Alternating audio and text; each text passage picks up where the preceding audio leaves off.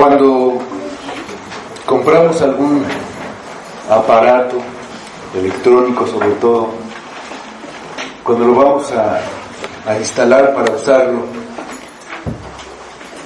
generalmente viene acompañado con un instructivo, con un folleto de instrucciones. Y entonces, bueno, ahí está lo que tenemos que hacer para que funcione bien. Y la primera instrucción siempre es: lea el libro de instrucciones y léalo completo antes de usar el aparato. A veces hay que armar alguna cosa y se ponga esta pieza, localícela y ponga la primera y ponga la otra arriba y así. Y a veces lo hacemos sin hacer caso de esto, y el resultado es que no sirve. Tenemos que desarmarlo y entonces sí seguir las instrucciones para que funcione. Y es lógico que tengamos que seguir las instrucciones porque el que hizo el aparato lo estudió, lo conoce, sabe cómo funciona, y entonces pues es sabio seguir estas indicaciones, ¿no? Y bueno, el que hizo al hombre también es el que sabe lo que es bueno para el hombre, y lo sabio sería seguir las instrucciones que él da para que vivamos. Aquí en este estudio de Jueces había unas instrucciones dadas cuando llegaron a esta tierra, y a veces se siguieron, a veces no se siguieron, a veces siguieron de manera incompleta, y ya sabemos los resultados que hubo. Entonces vamos ahí, vamos a Jueces 1.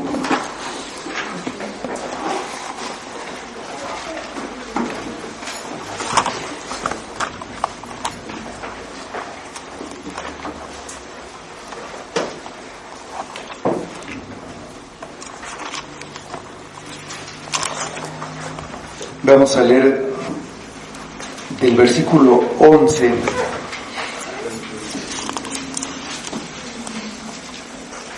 hasta el final del capítulo. Voy a leer también el versículo 10, recordando lo que había antes un poco.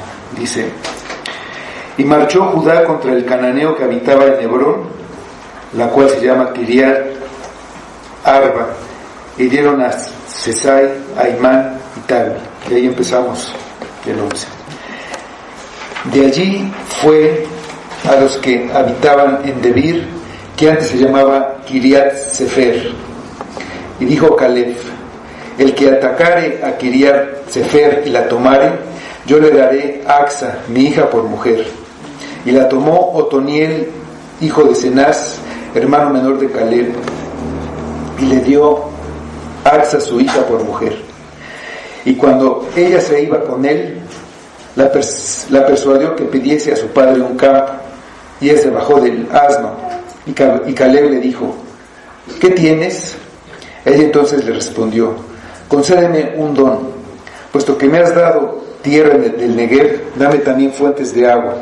Entonces Caleb le dio las fuentes de arriba y las fuentes de abajo. Y los hijos del Ceneo, suegro de Moisés, subieron de la ciudad de las palmeras con los hijos de Judá al desierto de Judá, que está en el Negev, cerca de Arad, y habitaron con el pueblo. Y fue Judá con su hermano Simeón, y derrotaron al cananeo que habitaba en Sefat, y la asolaron, y pusieron por nombre a la ciudad Orma. Tomó también Judá a Gaza con su territorio, Ascalón con su territorio, y Ecrón con su territorio. Y Jehová estaba con Judá, quien arrojó a los de las montañas. Mas no pudo arrojar a los que habitaban en los llanos, los cuales tenían carros herrados. Y dieron Hebrón a Caleb, como Moisés había dicho, y él arrojó de allí a los 3 hijos de Anac. Mas al Jebuseo, que habitaba en Jerusalén, no lo arrojaron los hijos de Benjamín, y el Jebuseo habitó con los hijos de Benjamín en la ciudad de Jerusalén hasta hoy. También la casa de José subió contra Betel, y Jehová estaba con ellos.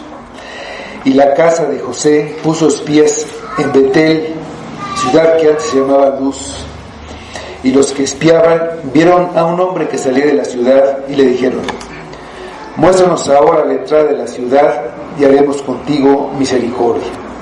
Y él les mostró la entrada a la ciudad, y la hirieron a filo de espada, pero dejaron ir a aquel hombre con toda su familia. Y se fue el hombre a la tierra de los heteos, y edificó una ciudad a la cual llamó Luz, y este es su nombre hasta hoy. Tampoco Manasés arrojó a los de Bet-Seán, ni a los de sus aldeas, ni a los de Tanac y sus aldeas, ni a los de Dor y sus aldeas, ni a los habitantes de Ibleam y sus aldeas, ni a los que habitan en Megiddo y en sus aldeas. Y el cananeo persistía en habitar en aquella tierra. Pero cuando Israel se sintió fuerte, hizo al cananeo tributario, mas no lo arrojó. Tampoco Efraín arrojó al cananeo que habitaba en Geser, sino que habitó el cananeo en medio de ellos en Geser. Tampoco Zabulón arrojó a los que habitaban en Quitrón, ni a los que habitaban en Nalal, sino que el cananeo habitó en medio de él y le fue tributario. Tampoco Aser arrojó a los que habitaban en Aco, ni a los que habitaban en Sidón, en Alab, en Aksib, en Elba, en Afec y en Rehob. Y moró Aser entre los cananeos que habitaban en la tierra, pues no los arrojó. Tampoco Neftalí arrojó a los que habitaban en Bet-Semes, ni a los que habitaban en Bet-Anat, sino que moró entre los cananeos que habitaban en la tierra. Mas le fueron tributarios los moradores de Bet-Semes y los moradores de Bet-Anat. Los amorreos acosaron a los hijos de Dan hasta el monte, y no los dejaron descender a los llanos. Y el amorreo persistió en habitar en el monte Eres de Ajalón y en Salbim. Pero cuando la casa de José cobró fuerzas, lo hizo tributario, y el límite del amorreo fue desde la subida de Acrabim, desde Sela hacia arriba. Vamos a orar. Señor, pues te damos nuevamente gracias por tu palabra. Sabemos que toda tu palabra es útil para nosotros, es útil para enseñarnos, para redarguirnos, para amonestarnos, para movernos hacia ti, Señor. Te pedimos que tú le des poder a tu palabra, que nos des el entendimiento que necesitamos para que a través de ella podamos ver tu rostro, ver tus obras, ver tu poder, ver tu misericordia, tu gran amor, y así que esa palabra pues sirva para nuestras vidas, que tú la uses y tú le des poder por medio de tu Espíritu, al que necesitamos. Sabemos que tú lo usas por tu palabra y en tu palabra, así que te pedimos que se mueva aquí entre nosotros hoy y nos lleve más cerca de ti. Pedimos que todo sea para tu gloria y lo pedimos por Cristo. Amén. Entonces leíamos que en esta guerra de conquista de la tierra prometida, que continuó después de la muerte de Josué, la tribu de Judá fue la primera en subir a pelear en contra de los cananeos que habitaban en esos territorios, siguiendo las instrucciones que Dios les dio a la consulta que le hicieron de cuál de las tribus debía ser la primera en ir a pelear. Aquí en esta parte del libro de Jueces se narran algunos acontecimientos que sucedieron durante la vida de Josué, pero estos episodios están íntimamente relacionados con lo que sucedió ahora ya en la conquista, en la continuación de la campaña militar, por lo que no se pueden separar. Se narran y la continuación es lo que sigue, pero en medio pues tuvo la muerte de Josué. Entonces los de la tribu de Judá, aliados con Simeón, la otra tribu, atacaron a los cananeos y tuvieron una gran victoria. Tomaron prisionero al rey de Besek, esto lo vimos la semana pasada, y conquistaron varias ciudades, entre ellas la ciudad de Hebrón. A esta ciudad fue a la que llegaron los espías hebreos 40 años antes, cuando fueron a reconocer la tierra, y tuvieron miedo de entrar a la tierra porque ahí había gigantes. En Números 13, versículos 21 y 22, recordamos este hecho de 40 años antes. Estaban los espías reconociendo la tierra, y dice: y ellos subieron y reconocieron la tierra desde el desierto de Sin hasta Rehob, entrando en Amat, y subieron al Negev y vinieron hasta Hebrón. Ahí está Hebrón. Y allí estaban Aimán, Sesai y Talmai, hijos de Anac, los gigantes.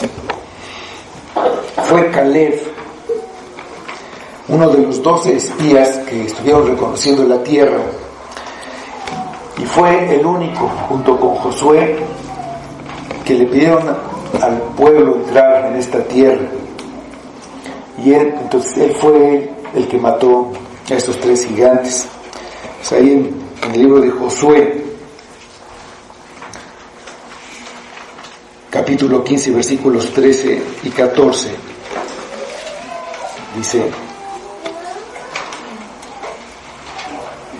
mas a Caleb, hijo de Jefone, dio su parte entre los hijos de Judá, conforme al mandamiento de Jehová a Josué, la ciudad de Kiriat Arba, padre de Anac, que es Hebrón.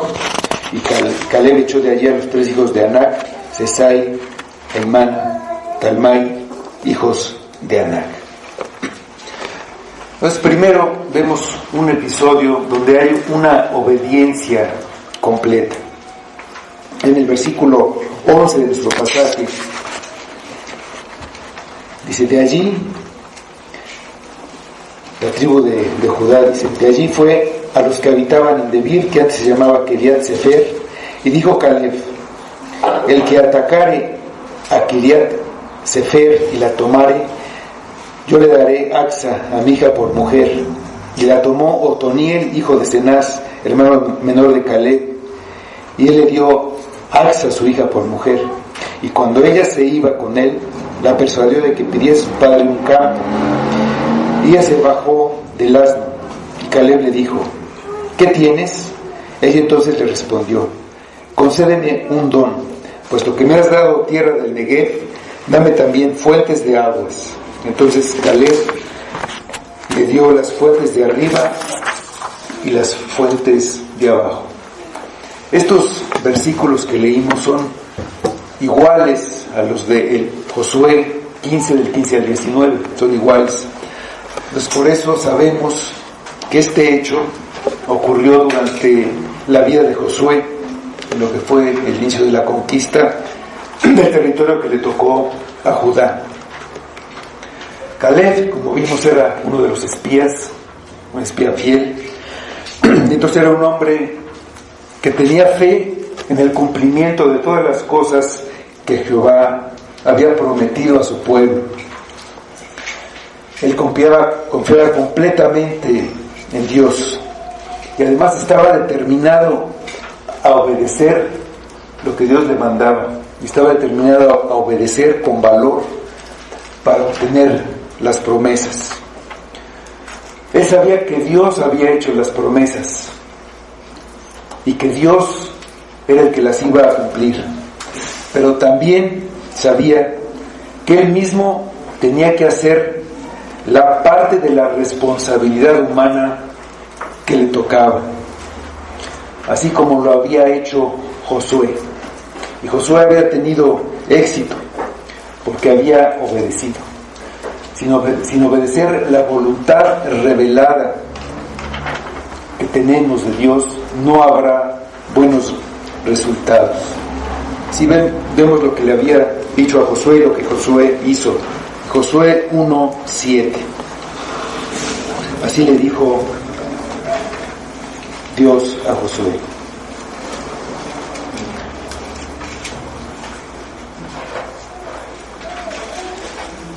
solamente esfuérzate y sé muy valiente para cuidar de hacer conforme a toda la ley que mi siervo Moisés te mandó. No te apartes de ella ni a diestra ni a siniestra, para que seas prosperado en todas las cosas que emprendas. Caleb echó de la ciudad de Hebrón, esa ciudad que le fue dada por herencia, a los gigantes, y prometió por esposa a su hija al que tomara a una cierta ciudad, la ciudad de Debir, y la tomó Otoniel. Y Caleb cumplió su promesa dándole a su hija Acsa por mujer. Otoniel convenció a su esposa de que le pidiera un terreno, un campo, y Caleb se los dio. Pues tenían ya ahí un territorio, una heredad en la tierra prometida. Y entonces Acsa alentó y encauzó a su esposo en el camino correcto. Ir tras todo lo que el Señor tenía para ellos, buscando fructificar en esa tierra que les había sido prometida. Y entonces ella le pidió a su padre que les diera agua para su campo. Con esa agua, con ese terreno, con su determinación, con su trabajo, tenían todo lo que necesitaban para prosperar ahí. Acsa deseaba que Otoniel recibiera de Dios todo lo que tenía Dios para él, todo. Entonces lo impulsó en esa dirección. Esta es una verdadera compañera. Ella lo impulsó hacia lo bueno, hacia la obediencia a Dios. Una esposa tiene una enorme influencia sobre su esposo. Lo fortalecerá en el camino correcto como Acsa, o en el equivocado. Tenemos muchos ejemplos, pero por ejemplo, Jezabel promovía a su esposo a hacer el mal. Primera de Reyes 21:25.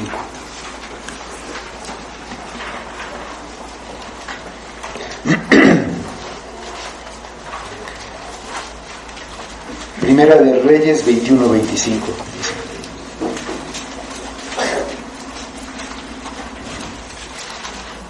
A la verdad, ninguno como Acab, que se vendió para hacer lo malo ante los ojos de Jehová, porque Jezabel, su mujer, lo incitaba.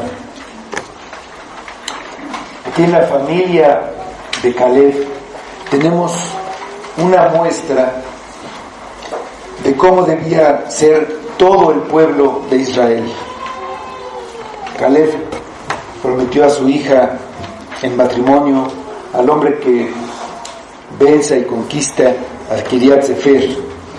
Él quiere para su hija la misma vida que él escogió, una vida de fidelidad, creyendo completamente las promesas de Dios y demostrando con su obediencia y valentía su fe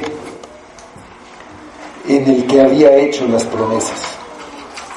Otoniel conquista ese lugar, obtiene una esposa y pide por medio de ella un lugar, y ella pide agua, mostrando el deseo que tienen de quedarse para siempre allí y disfrutar de las bendiciones de la tierra prometida.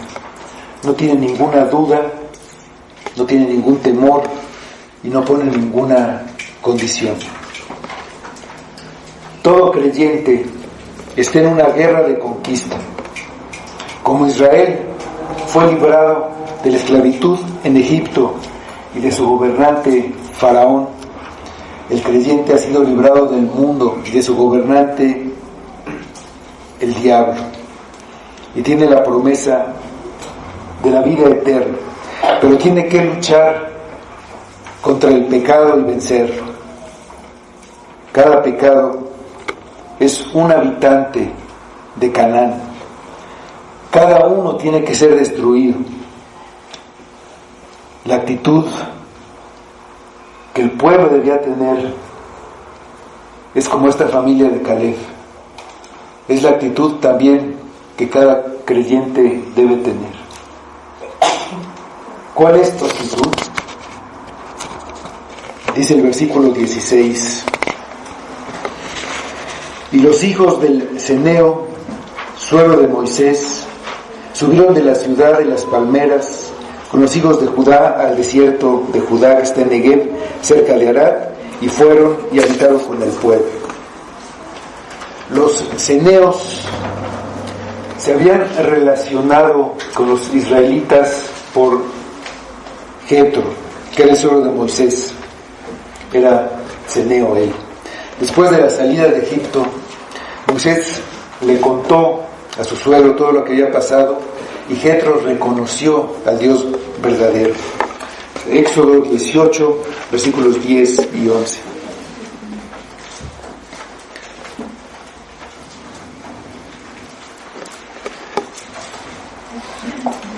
Dice: y Jetro dijo: bendito sea Jehová, que os libró de mano de los egipcios y de la mano de Faraón, y que libró al pueblo de la mano de los egipcios. Ahora conozco que Jehová es más grande que todos los dioses. En lo que se ensoberbecieron, prevaleció contra ellos.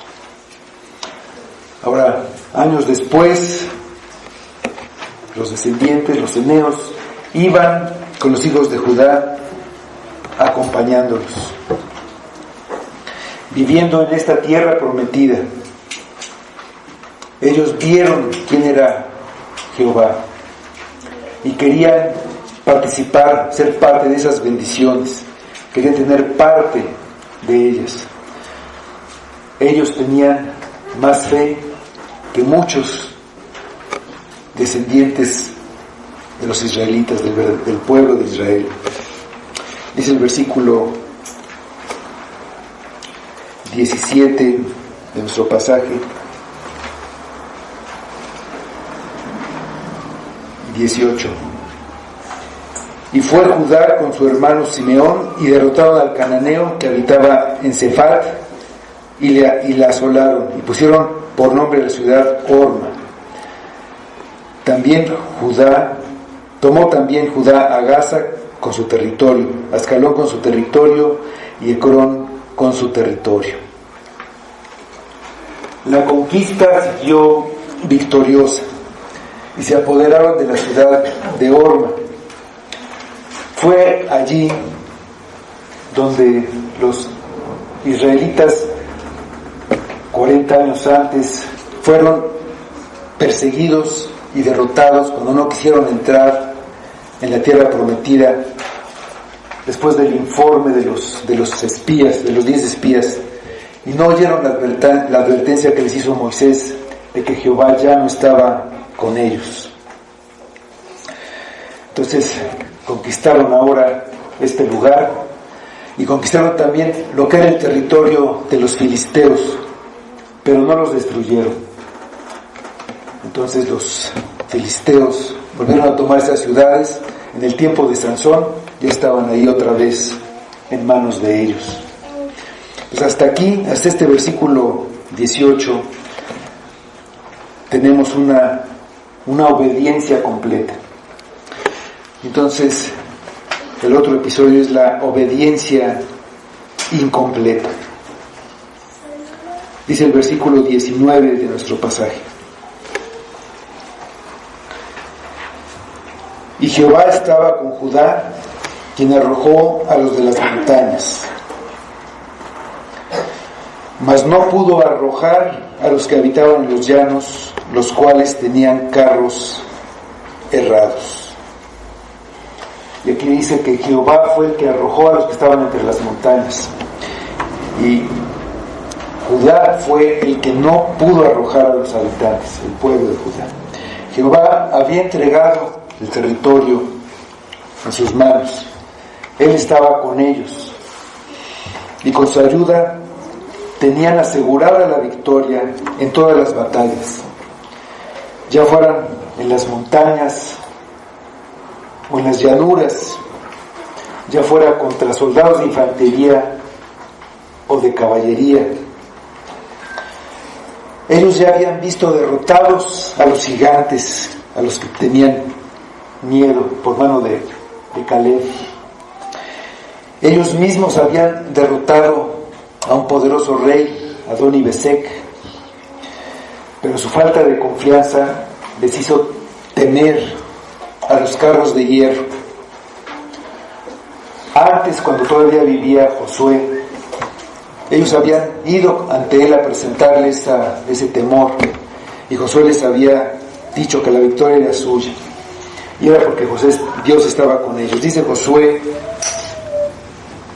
capítulo 17, versículo 18, la segunda parte del versículo, cuando le fueron a decir el temor que tenían, les responde Josué: porque tú arrojarás al cananeo aunque tenga carros errados y aunque sea fuerte. Las instrucciones que Dios les dio, esas instrucciones que aseguraban el éxito, que funcionaran las cosas, era que debían destruir completamente a los pueblos que vivían en la tierra prometida, y les dio la razón por la que tenían que hacerlo. Él les daba ese territorio, pero ellos debían luchar y vencer, conquistar a los habitantes y destruirlos completamente. Esto era por la forma extremadamente malvada y perversa de vida que tenían, contraria a todo lo que Dios era. Dice Deuteronomio 20, versículos 16 a 18. Esto es antes de que llegaran a la tierra para conquistarla.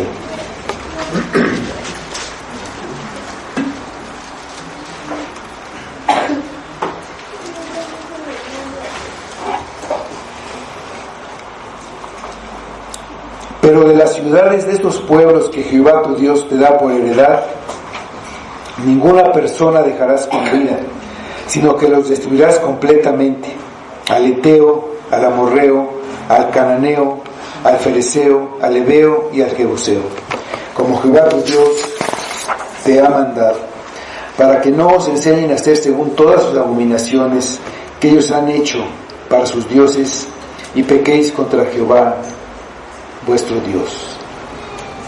Esas eran las instrucciones que tenían. Y dice los versículos 20 y 21 de nuestro pasaje de Jueces 1. Y dieron Hebrón a Caleb como Moisés había dicho, y él arrojó de allí a los 3 hijos de Anac.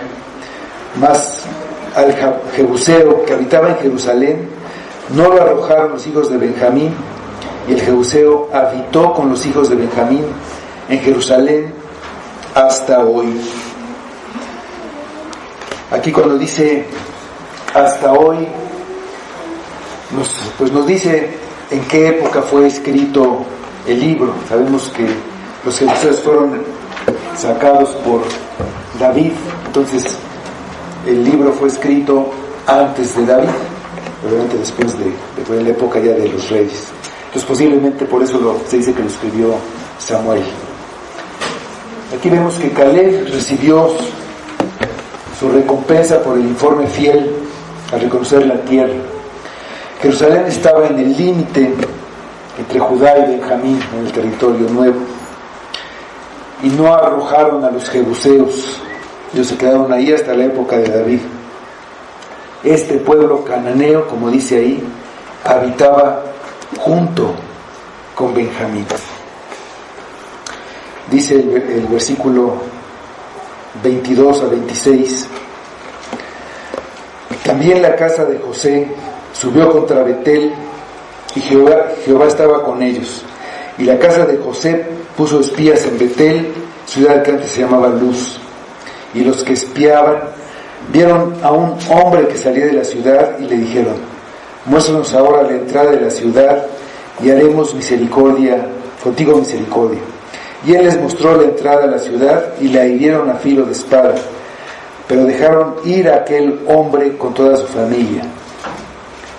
Y se fue el hombre a la tierra de los heteos y edificó una ciudad a la cual llamó Luz, y este es su nombre hasta hoy.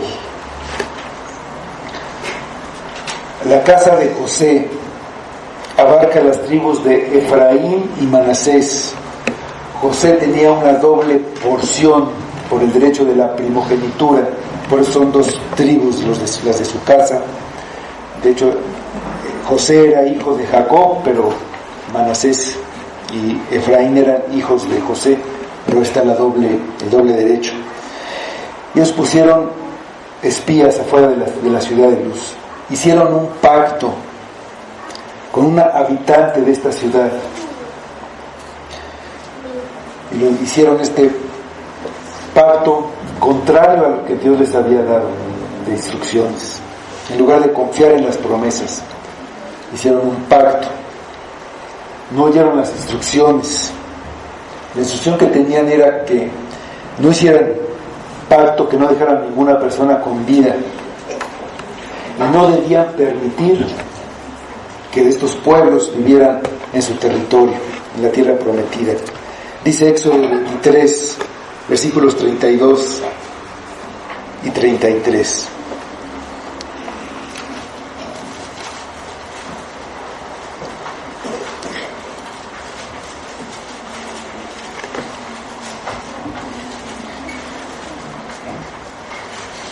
Dice: no harás alianza con ellos ni con sus dioses. En tu tierra no habitarán, no sea que te hagan pecar contra mí sirviendo a sus dioses, porque te serán tropiezo. Dios les habría entregado la ciudad si ellos hubieran confiado, como ya lo había hecho con la ciudad de Jericó, una ciudad fortificada, muy fuerte, en la que se cayeron las murallas para que ellos la pudieran tomar. Pero ellos dejaron ir a este hombre, lo dejaron ir, y él fue y hizo otra ciudad con el mismo nombre, una ciudad igual. Entonces ellos le permitieron a los cananeos vivir a cierta distancia, pero vivir ahí en su territorio, a poca distancia de los israelitas. Dicen los versículos 27 y 28. Aquí vamos viendo cómo poco a poco cada tribu va cumpliendo menos y menos, va obedeciendo menos y menos, y siendo más débil, estando en una situación más comprometida cada vez. Dice el versículo 27 y 28.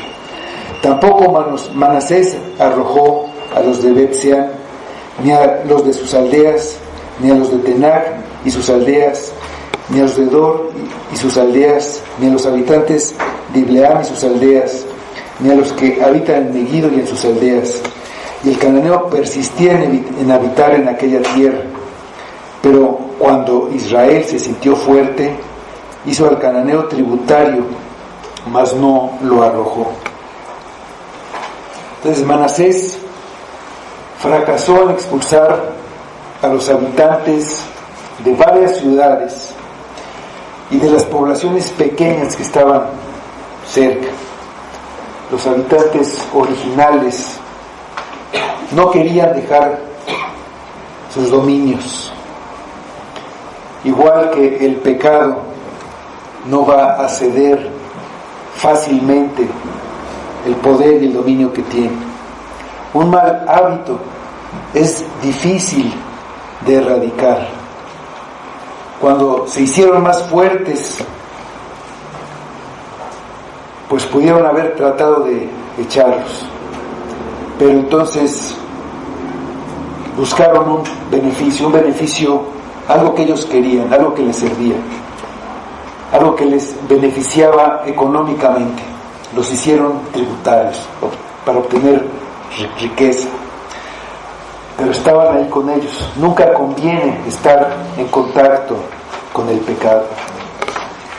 Dicen los versículos 29 y 30.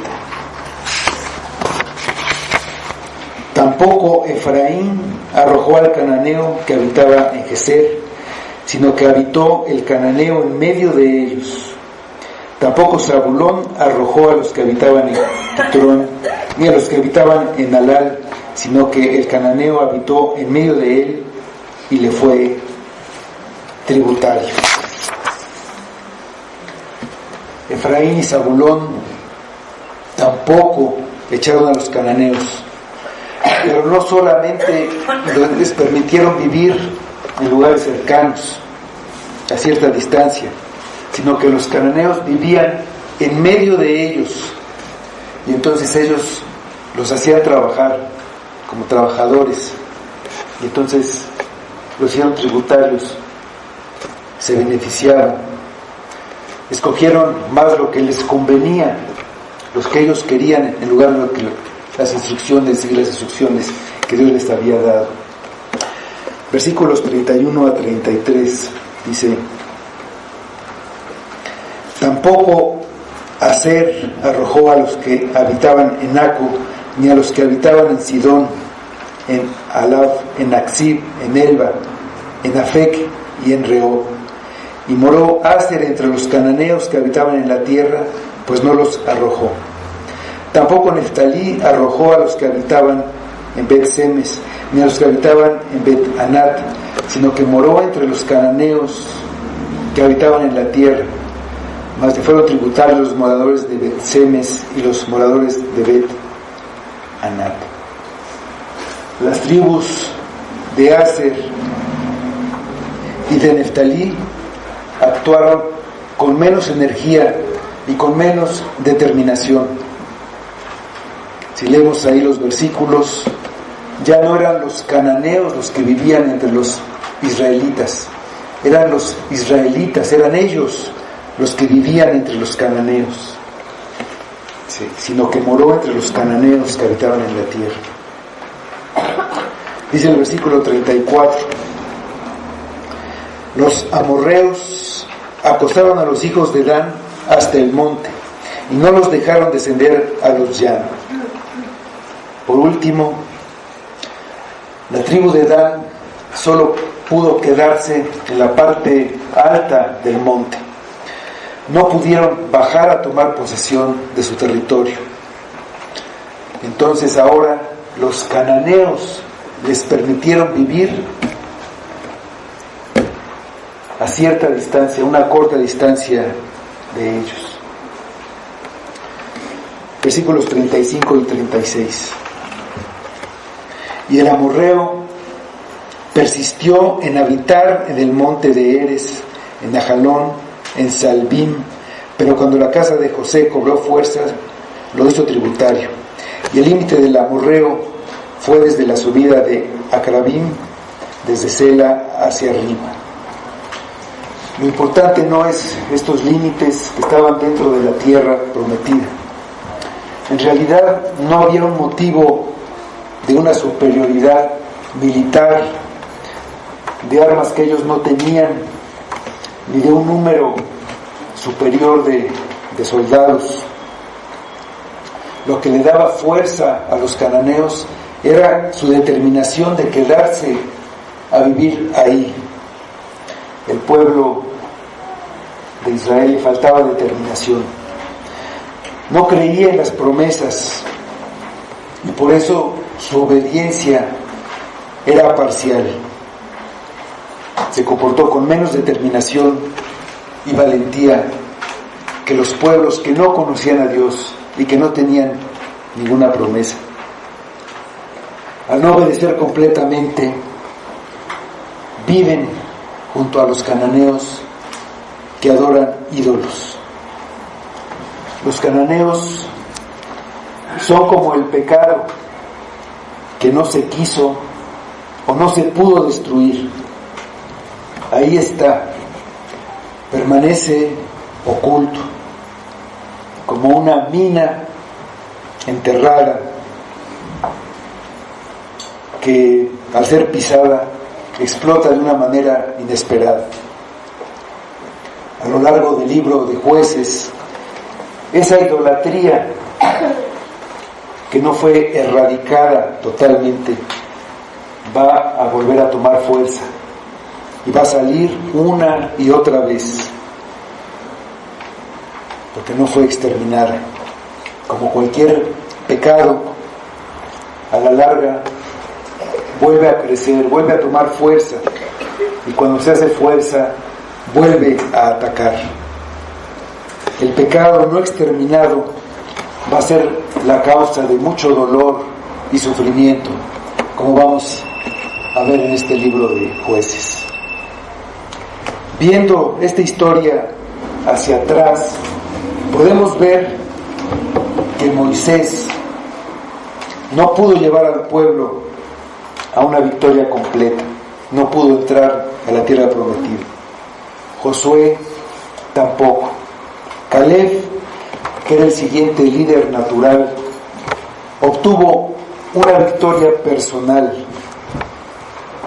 Otoniel, que más tarde aparece como juez, como el mejor juez, no pudo traer una paz ni una piedad en el pueblo duradera. Viendo hacia adelante el libro de los Jueces, ni Samuel, ni David, ni Salomón pudieron llevar al pueblo a una victoria total. Pues aquí vemos lo que el escritor de Jueces estaba tratando de mostrar a esas personas de ese tiempo, que ellos debían esperar a alguien más. Se necesita un guerrero que no tenga temor de sus enemigos y que no descanse hasta verlos destruido totalmente. El ver solamente la conquista de una parte de la tierra le dice al pueblo, en esa época, que ellos debían esperar a alguien infinitamente más poderoso, la simiente de la mujer que aplastara la cabeza de la serpiente, el profeta superior a Moisés. El pueblo más adelante vería que necesitaba un rey más valiente y más poderoso que David, más sabio que Salomón. Y ellos, los judíos, sabían que esperaban al Mesías, que esperaban al rey que se iba a sentar en el trono para siempre. A nosotros nos hace entender que necesitamos la obra de Cristo para vencer al mundo, para destruir las obras del diablo y sujetar a todos nuestros enemigos, a las potestades, a nuestro propio pecado y también a la muerte. En la cruz, Cristo juzgó a Satanás, lo derrotó y lo sujetó. El príncipe de este mundo perdió la potestad que tenía sobre el mundo.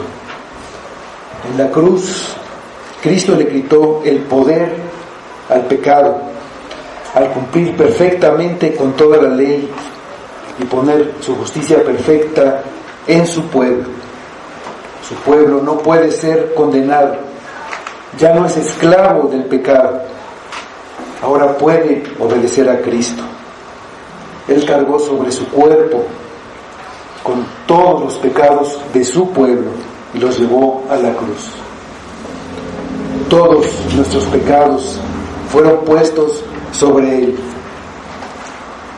Al pagar por el pecado, le quitó el poder a la muerte, le quitó su aguijón.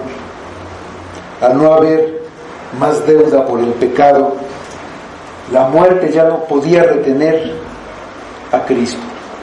Y entonces Él resucitó, venciendo a la muerte. Todos nuestros enemigos derrotados por nuestro Rey.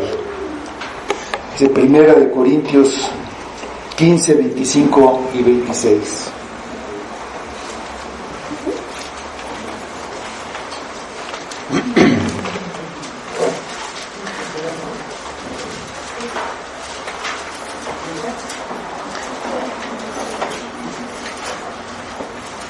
Porque es preciso que Él reine hasta que haya puesto a todos sus enemigos debajo de sus pies. Y el postrer enemigo que será destruido es la muerte.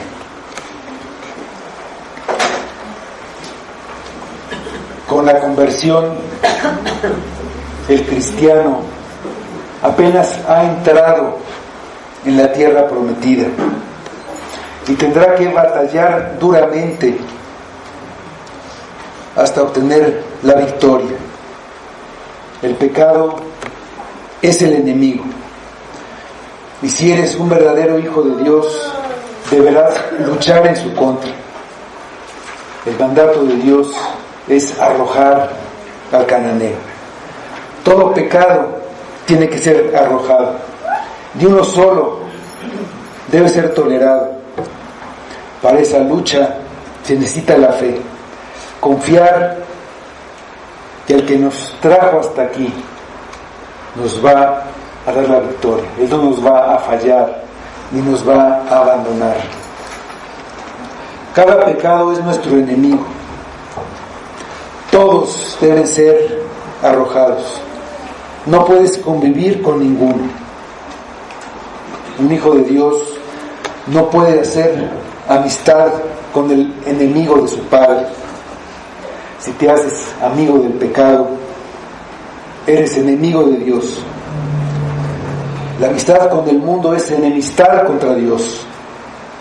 No puedes simpatizar y menos frecuentar con alguien que ha ofendido a tu padre, que lo sigue ofendiendo y que su fin, su meta es quitarlo del trono, es derrocarlo y poner a alguien más ahí, poner allí a un usurpador. Un hijo de Dios odia el pecado como lo hace su padre. Si hay un solo pecado que tú no odias, tienes que dudar si en verdad eres un hijo de Dios. Un hijo de Dios, aunque peca, no ama el pecado. Puede caer en pecado, pero no es su forma de vida. Es como una oveja que va caminando por un campo y ahí tropieza y cae en el lodo. Inmediatamente se para y se sacude porque aborrece el lodo. Sabe que se le va a pegar en la lana, se va a endurecer como barro, va a tener una carga enorme sobre él, sobre la oveja, no se va a poder mover y va a estar en problemas. Cuando cae, se angustia, tiene miedo de lo que pueda pasarle y lo que quiere es ponerse de pie y alejarse de ese campo, ir a otro en donde no haya lodo. En cambio, el que no es hijo no le importa, le gusta estar sucio, aunque acabe de ser bañado. Es como la puerca lavada, que a la primera oportunidad va a revolcarse en el lodo.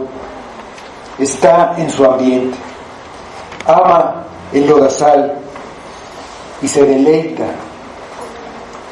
en lo que la oveja le causa ansiedad. No hay un solo pecado que nos pueda ser de beneficio. Por el contrario, todo pecado nos perjudica y nos impide avanzar. No hay nada bueno en el pecado, ningún consuelo, ninguna ventaja. El pecado te causará el mayor daño posible. Trata de atraparte para que no puedas salir del lodazal. Es como un pantano en el que te vas hundiendo y te lleva cada vez más adentro, hacia el peligro, hasta que finalmente te ahoga en el infierno. Un solo pecado que no quieras arrojar, un solo pecado que digas que no puedes arrojar, no importa si es porque es muy poderoso y para ti es como un carro errado, o no importa si es tan pequeño que no le das importancia y dices que eso no te va a dañar, no importa. Si no lo arrojas, terminará por destruirte a ti. Te será por lazo y por tropiezo, como lo fueron los cananeos que permanecieron ahí viviendo en la tierra prometida. Hay veces que pensamos que no podemos romper con un pecado. Dicen los entrenadores de elefantes que atrapan a un elefante generalmente joven y lo atan con una cadena muy fuerte, lo atan en un árbol y el elefante lucha con todo para librarse y está días luchando y no puede, la cadena es muy fuerte, hasta que finalmente se rinde. Una vez que se rindió, ya no es necesario atarlo. Le atan un cordelito, en un clavo y ya no lucha. En su mente no puede con ese pecado y es solamente en su mente. Cristo vino para liberarnos del pecado, pero no puedes quedarte con el lazo de uno solo. Es como un pájaro que está en una jaula, lo sacas de la jaula y le atas un pequeño cordel a una pata. ¿Es libre? No puede ir a donde quiera, no puede volar. Un solo cordel lo detiene. Un solo pecado te mantiene unido pues al infierno. No puedes escapar. Pero Cristo nos libró del pecado, tanto que quita hasta la cadena, que ya no hay ningún lazo que nos ate, como de las consecuencias del pecado. Por eso no podemos convivir ni permanecer atados aún. Quizá hemos fracasado muchas veces en nuestra lucha con el pecado. Aún hay pecado que persiste en habitar en nuestra vida, así como los cananeos. Quizá no hemos obedecido ni confiado en todo, pero esa no es la última palabra. Tenemos el Evangelio que nos dice cómo obtener la victoria: arrepentirnos de nuestros pecados y confiar en la obra del invencible Rey Jesucristo. Él es quien nos da la tierra prometida, limpia de nuestros enemigos. Él nos promete la victoria y nos hace desear y nos hace poder obedecer lo que Él nos manda. Nosotros debemos esforzarnos, ocuparnos en nuestra lucha con el pecado. Dice Filipenses 2, versículos 12 y 13.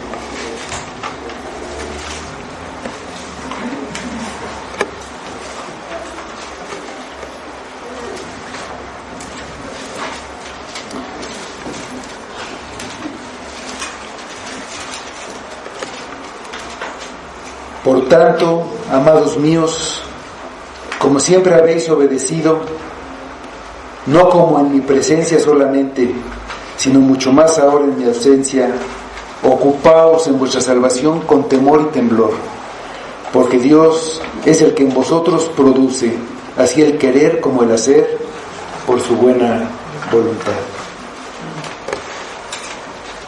Si no lo has hecho, o si lo has hecho solamente, parcialmente, confía totalmente en Cristo, y solo en Cristo, para vencer al pecado. Confía en Él para tu salvación, para que no nada más estés a la entrada de la tierra de bendición y fracases, sino para que entres victorioso en la tierra de bendición. Confía en Cristo para conquistarla totalmente y para vencer a todos los enemigos de tu alma. Vamos a orar.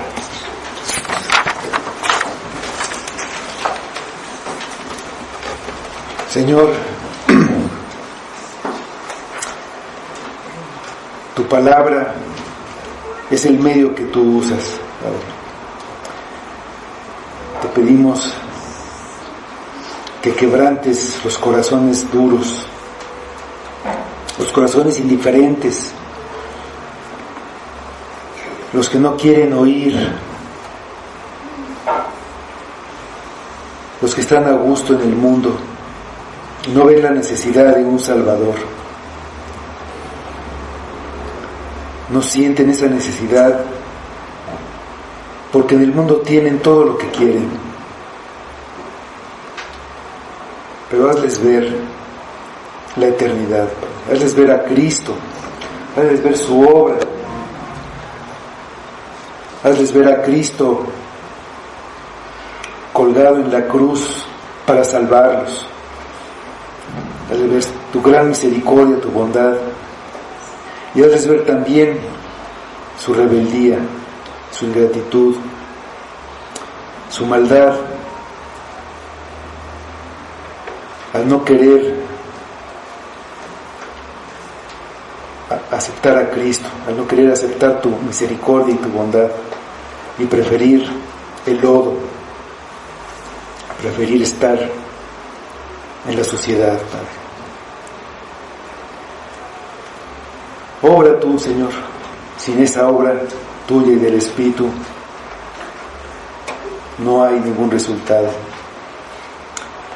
Obra, Señor, en los corazones duros, obra en todos nosotros, para que tu palabra nos ayude en nuestra lucha diaria, que no termina nunca, en este tiempo de guerra, porque estamos en una guerra, conquistando y luchando contra el pecado. Ayúdanos a levantarnos. Hemos caído muchas veces, pero llévanos a un campo donde no abunde el lodo y cada vez pues tropecemos menos, Padre. Ayúdanos en nuestras debilidades, Padre, y pedimos que todo esto te dé la gloria a ti, solamente a ti. Lo pedimos por Cristo. Amén.